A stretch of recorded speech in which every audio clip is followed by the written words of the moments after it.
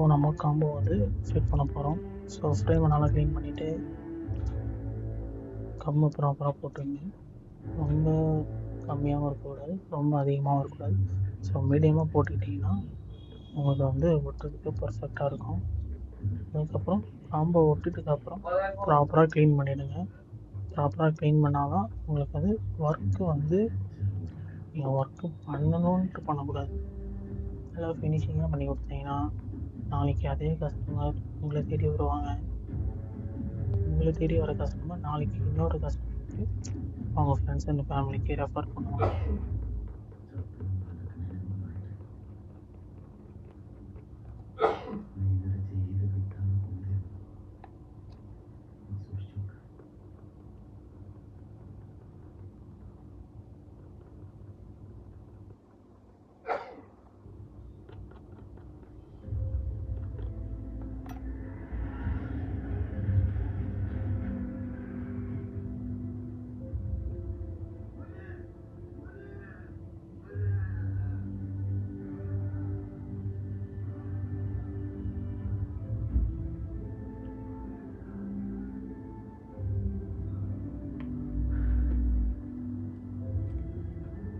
First இது வந்து paste பண்ணிவிடுங்க.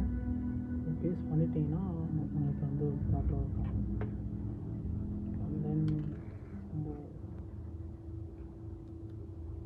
நம்ம என்ன ஒர்க் பண்ணாலும் வந்து ஸ்மார்ட்டாகவும் ஒரு ஃபினிஷிங் இருக்கணும்.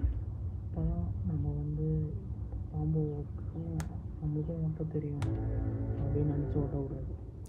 ஒரு ஃபினிஷிங் இருக்கும் அந்த ஒர்க்கில். இப்போ அந்த ஒர்க்கில் ஒரு ஃபினிஷிங் இருந்தால் நாளைக்கு இந்த கஸ்டமர் நம்மக்கிட்ட வரமாட்டாங்க. ஸோ ஃபினிஷிங் இருந்தால் கஸ்டமர் நம்மளை தேடி வருவாங்க. ஸோ நம்ம பண்ணுற ஒர்க்கை பார்த்துட்டு கஸ்டமர் நம்மக்கிட்ட ஓகே, ஸோ நம்மக்கிட்ட காஸ்ட்டு நம்மக்கிட்ட அஃபோர்டபுளான ப்ரைஸ் தான். இந்த காம்போட ப்ரைஸு ஜஸ்ட் 1200 1100. ஸோ குவாலிட்டிலாம் சூப்பராக இருக்கும், எந்த ஒரு இஷ்யூவும் இருக்காது. So most of physical damages எல்லாமே இருந்தால் பக்காவாக இருக்கும். காம்போ ஒட்டிட்டதுக்கப்புறம் ஃபஸ்ட்டு ஃபுல்லாக ரப் பண்ணி வச்சிட்டிங்கன்னா ஓகே, சூப்பர், காம்போ ரெடி.